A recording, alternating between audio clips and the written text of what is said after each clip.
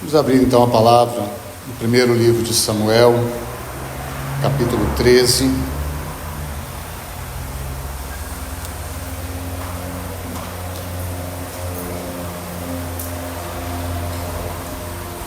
Primeiro livro de Samuel, capítulo 13. Vamos ler os versos 11 a 14. Primeiro livro de Samuel, capítulo 13, os versos 11 a 14. Samuel então está dialogando com o rei Saul. Samuel vai dizer assim: Samuel perguntou: que fizeste? Respondeu Saul: vendo que o povo se ia espalhando daqui, e que tu não vinhas nos dias aprazados, e que os filisteus já se tinham ajuntado em Miquimás, eu disse comigo: agora descerão os filisteus contra mim a Gilgal, e ainda não obtive a benevolência do Senhor, e forçado pela circunstância, ofereci holocaustos. Então disse Samuel a Saul: procedestes neciamente em não guardar o mandamento que o Senhor teu Deus te ordenou, pois teria agora o Senhor confirmado o teu reino sobre Israel para sempre. Já agora não subsistirá o teu reino. O Senhor buscou para si um homem que lhe agrade, e já lhe ordenou que seja príncipe sobre o seu povo, porquanto não guardaste o que o Senhor te ordenou. Vamos ter mais uma palavra de oração. Pai, mais uma vez nós nos dobramos aos teus pés, Senhor, te bendizemos e te adoramos. Muito obrigado porque o Senhor veio a esta terra, se entregou por amor à tua igreja, por amor ao teu Pai, e hoje nós estamos aqui reunidos em teu nome, para te agradecer pelo dom da vida que o Senhor nos concedeu. Colocamos diante do Senhor a tua palavra lida, tudo que já ouvimos nesta noite, Senhor, que tenhamos um coração preparado para sermos, por um lado, consolados e por outro lado, confrontados, ó Deus. Guarda esse tempo, ó Senhor, que o teu bendito Espírito Santo tenha liberdade para conquistar os nossos corações e nos ganhar um pouco mais para ti. Bendito seja, ó Deus, para todo sempre. Amém. Então hoje, o 83º tempo em torno deste assunto, é contemplar o eterno propósito nas Escrituras. E lemos esse texto, é importante que o irmão entenda o porquê desse texto. Então é um texto que, ainda que traga uma figura um pouco pálida, uma sombra bem ainda distante, nós temos uma semente aqui desse momento que Saul perde o reino, e nós sabemos que temos contemplado então o eterno propósito, e ele se constitui nessas três, coloquemos assim, etapas didáticas, aquilo que Deus fez, aquilo que estamos reagindo e fazendo hoje, e essa consequência futura. E nessa consequência futura está então algo relacionado com esse momento aqui, o momento então de perder o reino, porque nós sabemos que aqueles irmãos, que serão então fiéis nesse tempo até a segunda vinda do Senhor, eles então estarão no reino com o Senhor. Então eles não perderão este momento de reinar com Cristo. Então é importante termos esse contexto para que os irmãos entendam por que estamos aqui. Então a ligação desse texto com o que nós temos buscado compreender é essa, perder o reino. Já é bem claro para nós que um cristão, uma vez salvo para sempre, ele não pode perder a salvação, porque ele não conquistou, ele ganhou por graça mediante a fé. Mas essa relação do reino, nós sabemos que ela é conquistada, por meio então da nossa fidelidade ao Senhor. Então nós vamos separar especialmente o verso 11 em 3 etapas, como temos feito de costume: letra A, B e C. Então, se você olhar para a sua Bíblia, nós temos 3 relações aí que vão nos ajudar, então, do porquê muitos, e aqui nós também podemos correr o risco, estão perdendo o reino. Então eu vou citar as 3, depois eu vou então didaticamente explaná-las, né? Então no verso 11, respondeu Saul, vendo que, então a primeira, o povo ia se espalhando; a segunda, tu não vinhas nos dias aprazados; e a terceira, os filisteus já se tinham ajuntado em Mequimás. Então essas são as letras A, B e C. Então vamos diretamente à letra A. O povo ia se espalhando.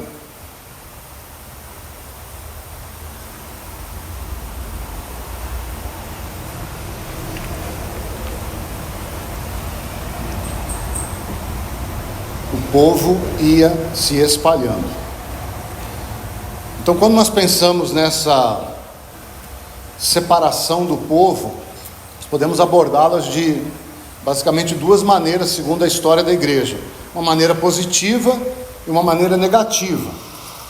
Quando houve as primeiras perseguições da igreja na era dos apóstolos, houve esse espalhar da igreja, por conta da perseguição, a igreja foi espalhada, mas isso gerou algo positivo, que a igreja então cresceu. Havia ali então, possivelmente, talvez podemos afirmar até claramente, a mão do Senhor naquela perseguição e aquele espalhar dos irmãos. A igreja então foi crescendo.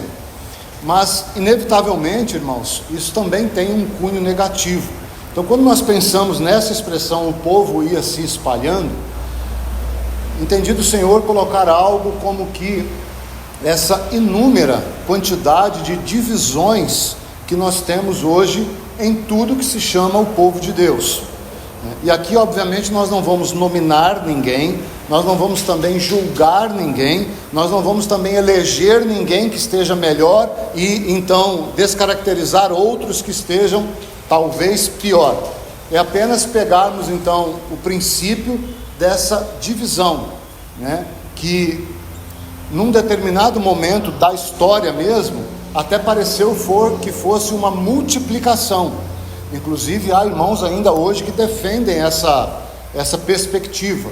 De todo ela não é irreal, porque de certa maneira a igreja vai se dividindo, vai se multiplicando, mas da forma que nós vemos hoje, ela está mais para divisão do que para multiplicação, e nós vamos entender o porquê. E essa divisão justamente ela foi acontecendo porque algo que Paulo vai chamar em Atos 26:19, algo da visão celestial foi sendo também diluída, foi sendo também perdida. Então essa é basicamente a defesa mais centrada que Paulo faz na carta aos Efésios. Essa importância então de nós termos uma vida centrada na pessoa e obra de Cristo. Por isso ele abre a carta aos Efésios, 3 capítulos, falando da nossa posição em Cristo. E depois os últimos 3 capítulos, como nós vimos no Salmo 1, como nós devemos andar agora que nós estamos em Cristo. Então hoje nós vimos como nós não devemos andar, mas Paulo deixa registrado na carta aos Efésios como nós devemos andar. E ele abre o capítulo 4 dizendo: andai de modo digno, harmônico, à vocação do qual foste chamados. Então essa seria a vida cristã normal de todas as assembleias. Todas deveriam andar com a visão alinhada com o chamado do Senhor. E qual é o chamado? Todas as coisas cooperam para o bem do propósito, especialmente na vida daqueles que amam ao Senhor. Então esse é o chamado por excelência, sermos conformados e cooperarmos com aquilo que Cristo está realizando. A obra que Ele começou, Ele vai completar. Então a essência do chamado é essa.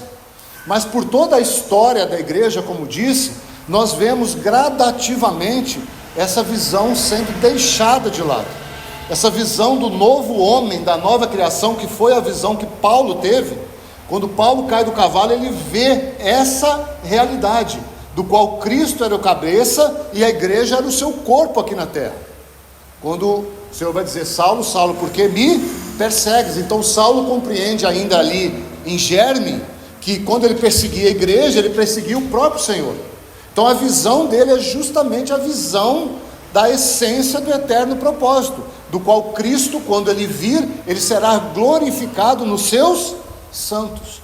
Então essa visão que Paulo lutou tanto, não só Paulo, mas todos os que escreveram a palavra, lutaram para que ela não se perdesse. Ao longo da história ela foi se perdendo. O primeiro grande momento foi quando a igreja se uniu ao império, né? Então já não havia necessidade mais, e não havia mais uma distinção entre aqueles que nasciam, porque todos que nasciam no império já eram cristãos. Então não havia mais, perceba, não havia mais necessidade de uma explanação sobre a visão, uma vez que você já nasce naquela união entre a igreja e o império romano, você já nasce cristão. Então todos aqueles que nasciam, não tinha mais diferença, eram todos chamados então naquele tempo de cristãos. E nesse mesmo tempo, por mais de 1000 anos, o que lhe foi retirado? O que foi retirado dos irmãos de um modo geral? A palavra. Então veja que importante a abertura. Não havia mais deleite na palavra, naquele momento que a palavra foi literalmente retirada da mão das pessoas mais comuns. Irmãos, hoje ainda acontece muito isso. Quantos irmãos nossos em vários locais de fato têm um mínimo conhecimento das Escrituras? Se nós fôssemos a pegar todos aqueles que se chamam cristãos e perguntar assim: você já leu a Bíblia de capa a capa uma vez? Eu tenho certeza que nós chegaríamos num número absurdo, no sentido negativo. Então, essa é uma estratégia, né? A palavra sendo tirada, a visão sendo então negociada. Então essa é a realidade. O povo vai se espalhando. Lembra que eu falei no momento último a questão do sacerdócio universal? Por um lado foi algo tremendo, mas por outro, cada um começou a seguir a sua própria visão. Deus me revelou isso. Irmãos, não há essa relação de uma nova revelação. Nós precisamos nos deleitar naquilo que já temos revelado. E qual é a revelação por excelência das Escrituras? Nos últimos dias, Deus nos falou aonde? No seu Filho. Não há outra revelação de Deus nos nossos dias que não seja em Cristo. Então não há uma nova revelação, porque a palavra já diz que Deus, o que Deus tinha para falar ao povo, ao ser humano, Ele já falou no seu Filho. E esse já falou projeta para tanto por um lado a vida humana do Senhor Jesus, por outro lado contra a obra consumada na cruz. Toda aquela relação de consolo que nós podemos ter no Senhor, por sabermos que há um homem assentado à destra de Deus, e por outro lado que também quem morreu na cruz foi o próprio Deus na pessoa do Filho, satisfazendo a ira de Deus. Então essas relações, elas vão se perdendo, né? 1000 anos depois desse momento, nós tivemos então aquilo que a teologia chama de reforma protestante. Foi uma tentativa o quê? Desesperada de recuperar a centralidade do valor do que Cristo fez, porque já não estava mais o poder da salvação detido apenas na obra de Cristo, mas na obra do homem em direção a Deus, nas boas obras para ganhar um lugar então no céu. E de certa maneira isso se perpetua até hoje. Só que, irmãos, por causa dos homens de um modo geral, e aí está você e eu, as assembleias foram se firmando em vários conceitos humanos. Estou dizendo tudo isso para que os irmãos entendam esse princípio. E o povo ia se espalhando. Então o homem vai criando os seus próprios preceitos. E a igreja, por um longo tempo depois da reforma, ela seguiu no legalismo. Irmãos, muito medo, muita culpa, muito peso. E depois, homens, num desespero para se libertar do legalismo, eles penderam para o outro extremo. E eles foram para onde? Para o liberalismo. Então nós temos essa relação de uma busca pela liberdade que foi distorcida pelo liberalismo. Então eles saíram do tradicionalismo, né? Quantos nomes de assembleia você ouve por aí, né? igreja renovada, né? Igreja avivada. Nada contra esses títulos, irmãos, apenas compreenda o princípio. O homem tentando de alguma maneira, mas pendendo para o outro extremo. Então a divisão ela vai se multiplicando negativamente. Hoje, quando nós olhamos para o modo geral, para aquilo que se chama igreja, o que nós temos na verdade não é nem o tradicionalismo nem o liberalismo, mas o que nós poderíamos nominar de humanismo. Tudo, irmãos, gira em torno do homem. Quando o homem é confrontado aqui nesse ambiente, o que ele faz? Ele divide e cria um ambiente favorável a ele. Porque não se aguenta mais o confronto, não se aguenta mais a realidade de que nós precisamos dar suporte um ao outro. E muitas vezes aquele pé que é colocado sobre os nossos ombros, ele está todo enlameado, todo sujo. E muitas vezes nós não queremos que os nossos ombros sejam de alguma maneira manchados. Então a realidade, irmãos, vai caminhando para essa centralidade do homem e passa pela essência de Saul. Então nós vamos ver mais detalhes. Então essa maldição, podemos dizer assim, ela acompanhou o povo de Deus por todo o tempo. Se nós projetarmos um passo a mais, num tempo então, ali projetando para o deserto, o que mais se viu no deserto, nós estudamos todas as 42 jornadas, o que mais se viu foi a insatisfação do homem.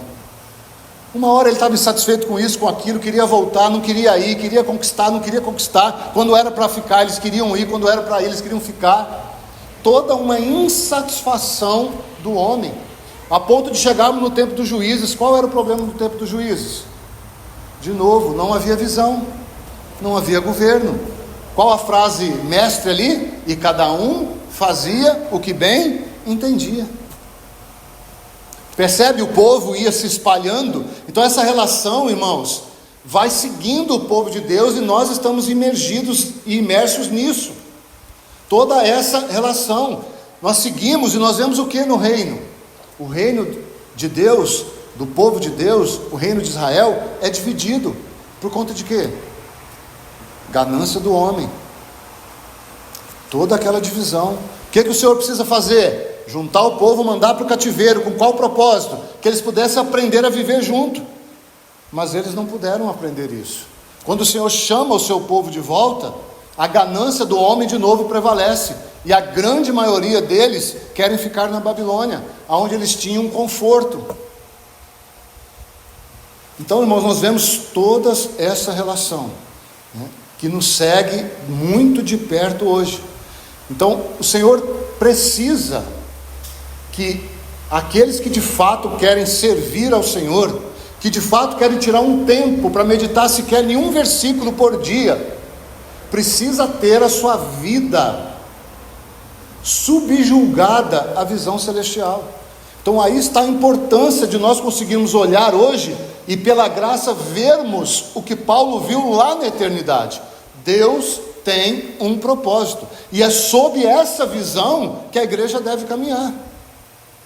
Quando a igreja se perde disso, nós vamos nos dividindo. Então veja quão importante é a visão, vermos e termos uma visão clara daquilo que o Senhor projetou ou planejou para a sua igreja. E quando nós vemos essa expressão que, né, o inimigo está logo abaixo, e os filisteus estavam se ajuntando, o inimigo, irmãos, ele tem crescido e tem se fortalecido em torno disso. Temos muito ensino bíblico hoje, mas muito pouco com alvo em Cristo. A maioria do ensino hoje é para satisfazer aquilo que o povo deseja receber. Então perceba que isso vai se juntando, como aquela crescente negativa ali de apostasia. Quando o mestre fala o que o povo ouve, ou o que o povo quer ouvir, irmãos, isso gera uma estagnação, que vai culminar na apostasia. Então é muito importante esse primeiro ponto, né? Quando o Senhor quis, porque já lá no tempo do Senhor já havia problema, quando ele quis trazer os seus discípulos para perto, o que ele fez? Venham comigo, vamos para o Monte Hermão, para a essência, para o fundamento. Não vamos ficar separados, vamos nos unir em torno daquilo que é importante. Então, irmãos, essa é a primeira lição aqui, letra A, de que se nós não mantivermos os nossos corações em submissão à visão celestial, qual será o futuro? Perdermos o reino, assim como foi com a vida de Saul. Quando ele viu que o povo ia se espalhando, ele teve uma atitude humana. Ou seja, na visão do Novo Testamento, ele negociou a visão, ele negociou a palavra, ele barganhou, ele fez alianças indevidas. Tudo que nós vemos de um modo geral que se chama igreja hoje fazendo, desde alianças civis, religiosas, políticas e tantas outras que sequer temos coragem de mencionar aqui de púlpito. Então, quando o povo ou um líder vê o povo se espalhando, ele se desespera, e se ele não estiver debaixo do governo de Deus, ele vai negociar a visão celestial. Por isso que quando Paulo via a divisão na igreja de Corinto, o que ele disse? Eu decidi nada saber do que está acontecendo entre vocês. Só uma coisa me é importante: eu vou continuar pregando a Cristo e esse crucificado. Senão ele ia ter que fazer um monte de porções de mensagem para cada grupo que se dividia na igreja em Corinto. Ele ia convocar Apolo, fala: Apolo, prega do jeito que os seus súditos querem. Pedro, prega do jeito que eles querem. Eu vou pregar de outro jeito, e alguém prega aí Jesus aí para um outro grupo. Não é isso que nós vemos hoje? Não é isso que o povo vai se espalhando, e os líderes vão tendo providência para suprir uma carência que nunca será suprida, porque nós nascemos para agradar ao Senhor, e não para sermos agradados. E assim seguimos para a letra B, que é um processo então também crescente, assim como vimos ali no Salmo 1.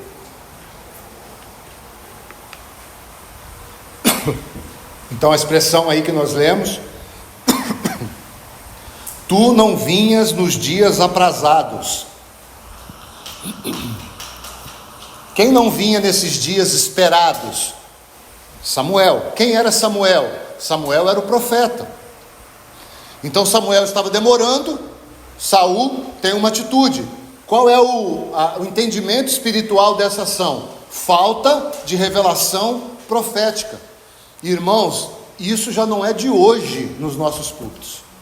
Nós já repetimos a frase de um irmão do século passado, que muitos foi confrontado com a falta de profetas nos púlpitos.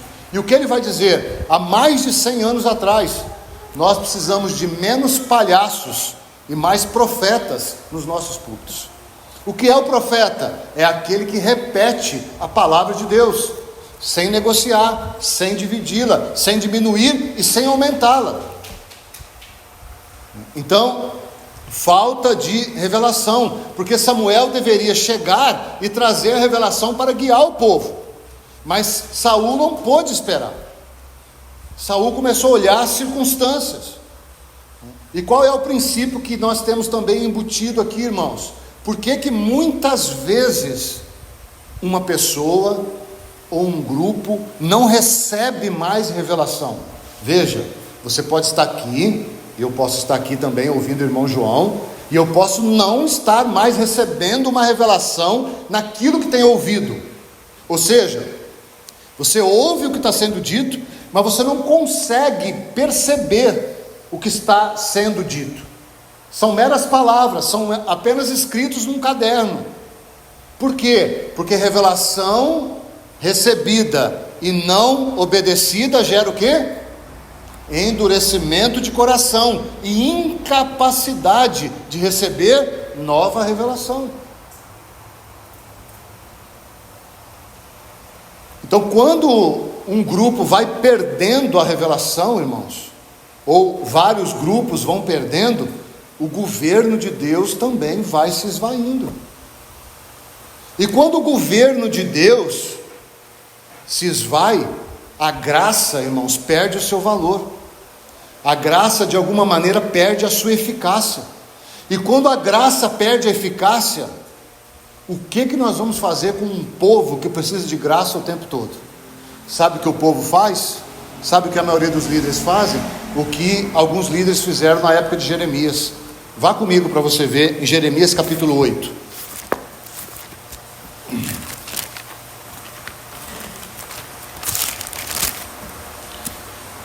Jeremias capítulo 8. Lembra que o contexto é perder o reino. Então, quando nós vamos perdendo e não tendo mais revelação, como diria então, sem revelação o povo fica descabelado, né? Sem visão celestial o povo se perde. Mas aí aquele líder humano não quer, coloquemos assim de uma forma bem negativa, perder o seu cargo. Então ele vai profetizar algo então que já aconteceu nas escrituras e que acontece muito hoje, muito. Olha o que Jeremias vai dizer no verso 11 do capítulo 8: curam superficialmente a ferida do meu povo, dizendo: paz, paz, quando não há paz. Não vou entrar no contexto literal aqui, irmãos, não é intuito, né? Mas nós temos aqui nessa expressão, especialmente a parte final, paz, paz, quando não há paz, o que a teologia chama de reducionismo teológico. O que é isso? De alguma maneira, e aqui Jeremias está criticando isso, e nós vamos transpor isso para a liderança de um modo geral hoje, um líder tenta resumir de uma forma incompetente a grandiosidade da palavra. Então eles resumem a palavra em paz, paz, onde não há paz. Ou seja, eles tornam a graça vã e deixam então de trazer uma exortação para aqueles que estão de alguma maneira vivendo uma vida cristã negligente. É por isso que nós temos falado, o homem é responsável por sua vida cristã diante de Deus. Então eles reduzem o tamanho e o valor e a importância da palavra a uma simples frase. Então eles descartam sutilmente assuntos fundamentais para procurar manter o que, irmãos? A unidade com base no amor. E, irmãos, escute essa frase de um irmão: quando o alvo é a paz, o preço é a verdade. Obviamente no contexto aqui de Jeremias, onde está se pregando paz e não a paz. Então, quando o alvo é a paz a todo custo, o que deve ser sacrificado para que a paz seja mantida? A verdade. Então sobe-se nos púlpitos e prega a paz e não prega a verdade, prega amor e não prega a verdade. O que Paulo vai nos orientar na carta dele, escrevendo aos Efésios capítulo 4? Sigamos a verdade em amor. Então é aquilo que nós já falamos tantas vezes: a verdade sem amor, legalismo; o amor sem verdade, ilusão. Então paz, paz onde não há paz, é ilusão. Então nós poderíamos chegar aqui para você e dizer assim: olha, o Senhor Jesus morreu na cruz por você, você está salvo, não perderá mais a salvação, porque o sangue de Cristo te lavou e nunca mais você voltará para o lugar de separação do Senhor. Tudo isso é verdade? Verdade. Mas é isso só a vida cristã? Isso é paz, paz onde não há paz. Isso é tornar a graça vã. Há uma resposta que não tem relação com a salvação, mas tem relação com o reino. Então por isso nós estamos aqui nesse texto, por isso nós estamos trazendo esse princípio. Quando falta uma revelação coerente, só resta negociar a responsabilidade do homem. Então reduzem o Cristo a um bom empreendedor, então você se torna sócio. Cristo a um bom coach, você pega princípios de Cristo e aplica na sua vida social. Cristo se torna um curandeiro. Em suma, como já dizia um outro irmão, Cristo se torna um Papai Noel. Basta você escrever a sua cartinha para ele, que ele te dá o que você quer. Isso é um ou vários ajuntamentos aonde o profeta não chega no tempo devido. Qual o resultado disso? Perda do reino. perda do reino. Porque não se pode ser fiel aonde não há revelação de como devemos ser fiel. Volto a dizer, por isso que a responsabilidade do líder é sempre nas Escrituras colocada num lugar de muita seriedade. Mas volto a dizer, todos nós, em certa medida e esfera, somos líderes uns dos outros, porque nós somos um só corpo. Então o profeta se demora a trazer revelação, e o povo vai se perdendo. Letra C, para caminharmos para o final. A outra expressão, então, você pode voltar lá para 1 Samuel.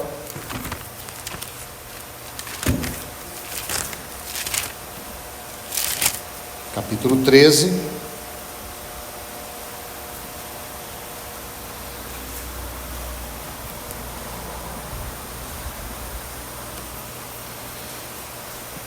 Também não há quase nada de novidade aqui do fato que já temos ouvido, mas me permita colocar alguns detalhes aqui importantes também. Então está aí, os filisteus já se tinham ajuntado em Mequimás. Essa seria a letra C.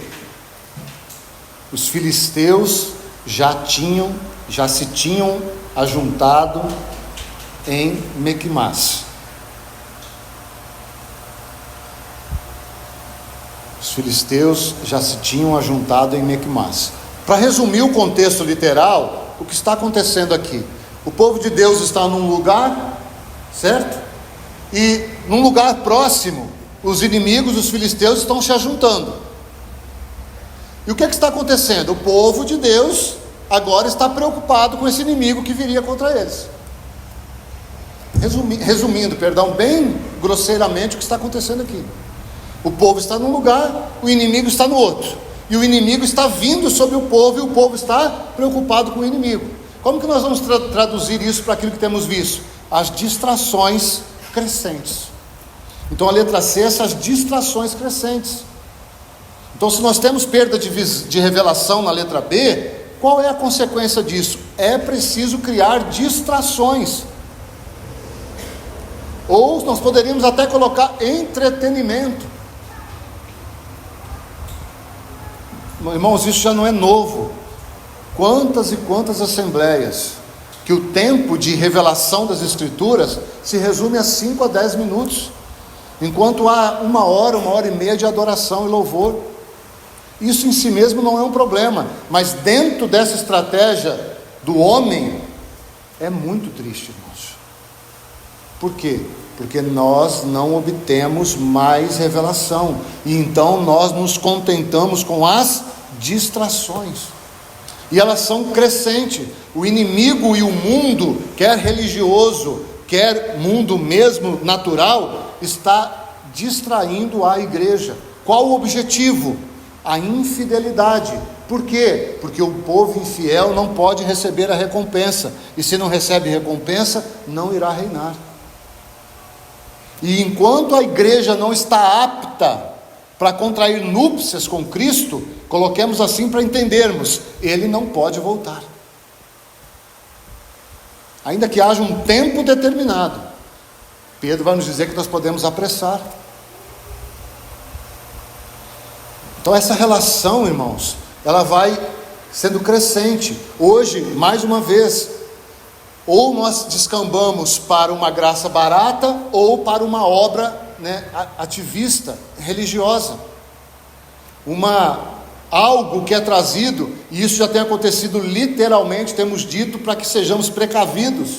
De novo, já se tem feito os sacrifícios religiosos, lá do tempo então do Senhor Jesus. Aqueles princípios judaicos. Tudo isso, irmãos, acontece por quê? Porque não há o que se falar das Escrituras. Não há capacidade de interpretação. Ou senão as pessoas se prendem em tentar descobrir aquilo que nunca vai ser descoberto. Escatologia, quando o Senhor Jesus irá voltar. Ou senão se perdem em intelectualismo. Tudo isso, irmãos, gira em torno de um entretenimento disfarçado de sabedoria, porque não há uma revelação simples do que importa na vida cristã. Está aí uma importância chave da carta aos Hebreus, porque fala justamente desse progresso da vida cristã. Então, o inimigo tem se levantado, as distrações são grandes. Eu não vou ler aqui para a gente ganhar um pouco de tempo, mas se você depois olhar os versos 19 a 22 de 1 Samuel 13, só toma nota aí. Uma vez que Saul vai se mover pela circunstância, isso está no verso 12, então o inimigo se levanta, se fortalece, e agora o povo tem que, tudo que eles iriam fazer, eles tinham que ir lá com os filisteus, amolar a enxada, amolar a foice, amolar o arado, tudo. Eles não tinham mais espada, não tinham mais nada de defesa, tudo que eles tinham que fazer, eles iam lá. E o que é que o Espírito está deixando para nós aqui, irmãos? De alguma maneira, por eles não terem mais os instrumentos de defesa, por não terem uma espada afiada, eles iriam lutar com enxada, com foice, com arado. Enxada, foice, arado não foi feito para lutar. Machado não foi feito para lutar. No princípio bíblico, só a espada é apta para discernir, para penetrar até o profundo do coração. Então, quando nós vamos contra o inimigo com coisas que não são para o avanço, para a guerra, o que acontece? Derrota. É isso que está acontecendo dos versos 19 a 22, quando você busca um pouquinho mais a fundo. Então Saul se move pela circunstância, e todo esse quadro na prática vai acontecer depois. Toda essa relação, todo esse desdobramento, o inimigo vai manter o povo sob o domínio, sob o medo, sob a distração. Qual o intuito? Que o povo não conquistasse a terra. Quanta luta o povo teve que desferir até conquistar a terra, irmãos. Quantas exortações até o tempo de conquistar a terra. O próprio Josué foi advertido pelo próprio Senhor: Josué, porque tardas em conquistar a terra, por várias distrações que estavam acontecendo. O que nós estamos fazendo quando nós estamos buscando contemplar o eterno propósito nas Escrituras? Fugir das distrações, irmãos, e focar naquilo que de fato é importante. O que nós temos que mudar nas nossas vidas para de fato cooperarmos com o Senhor?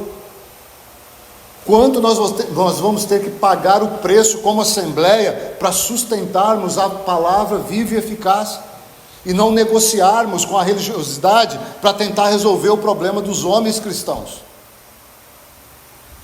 Então essa é a luta da verdadeira igreja do Senhor hoje.